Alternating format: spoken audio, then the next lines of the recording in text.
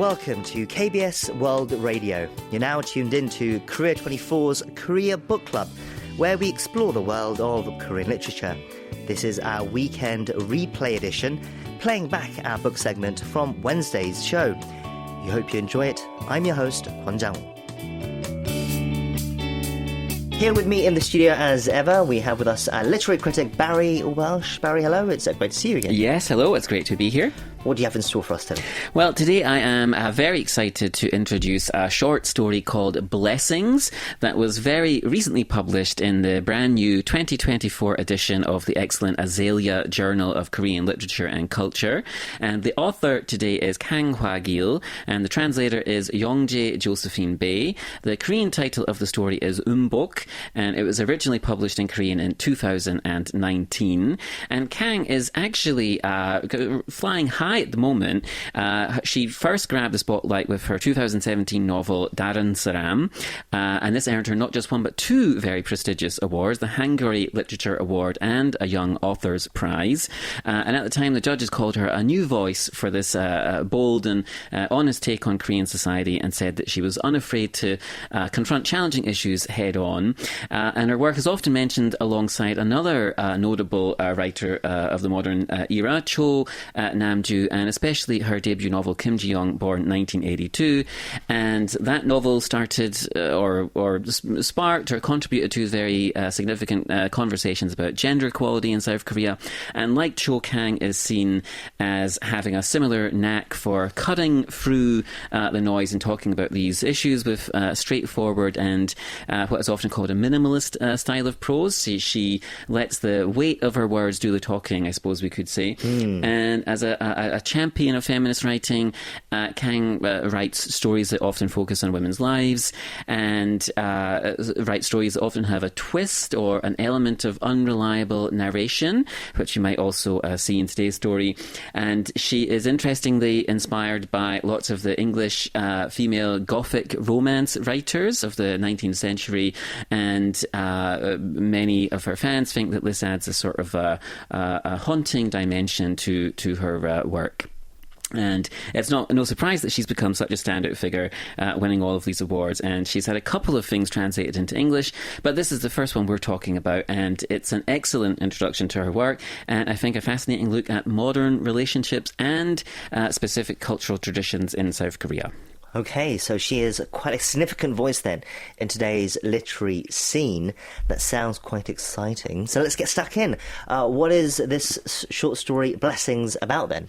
Okay, so Blessings is it's a compelling story, and it explores the complexities of family dynamics, specifically modern or contemporary Korean family dynamics, and the hidden tensions that arise during a traditional Korean chesa ceremony. Now, the chesa ceremony is a kind of traditional ancestral rite that's practiced in Korea.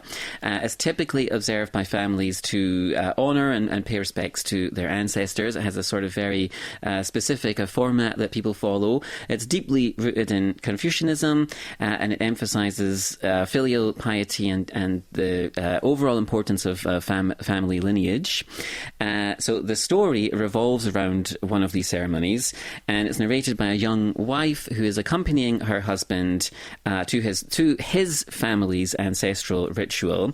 And as the ceremony unfolds and the day of the ceremony continues, this young wife encounters a range of characters from her husband's family, and this includes his tactless and intrusive aunt, her aunt-in-law, who asks very invasive personal questions, such as when are you going to have babies and this kind of thing, of course. And she also encounters her mother-in-law, who's a much more supportive figure. And then the sort of the main action of the story revolves around this sort of unsettling event that happens when the grandmother, who's suffering from dementia, mistakes her grandson for her late husband, who, let's say, was involved in an important historical conflict. And this reveals some sort of buried and sort of concealed family secrets and some unpleasant and unspoken resentments.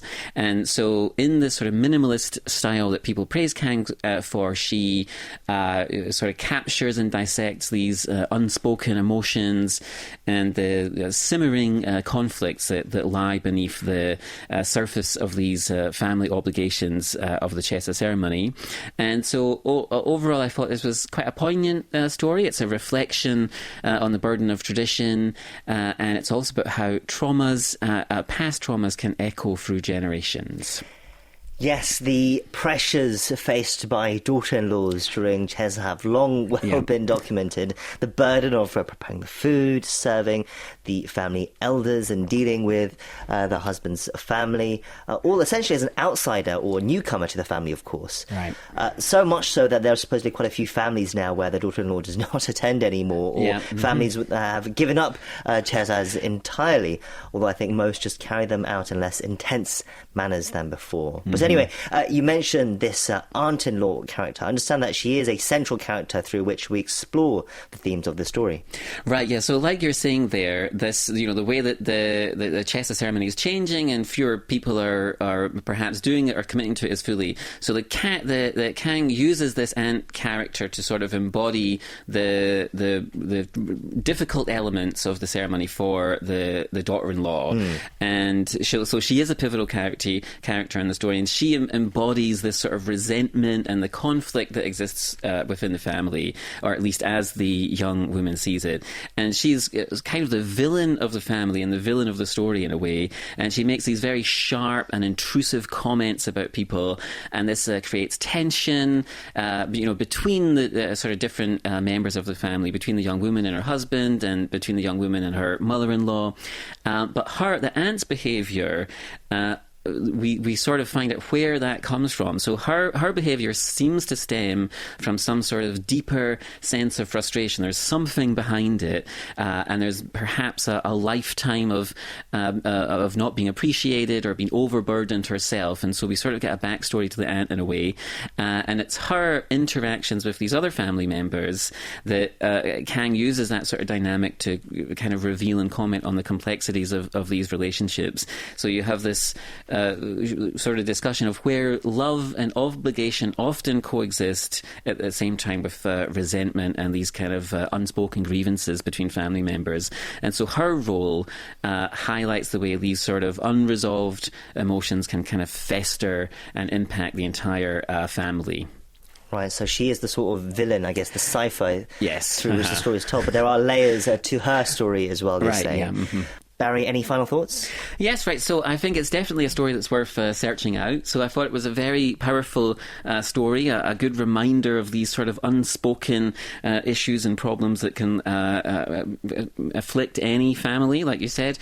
And so through this sort of lens of a seemingly ordinary couple and a seemingly simple family ritual, we have a story that explores very deep themes of memory and resentment and the struggle for mutual understanding within a relationship.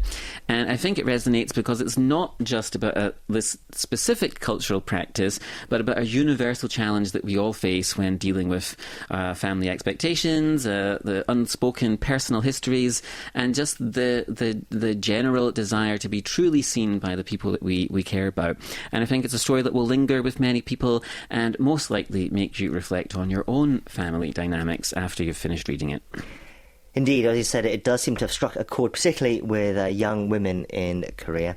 Once again, it's called Blessings by Kang Hwagil, and that was our pick for this week's Korea Book Club. Barry, thank you for that review, and we'll catch up again soon. Take care. Okay, take care.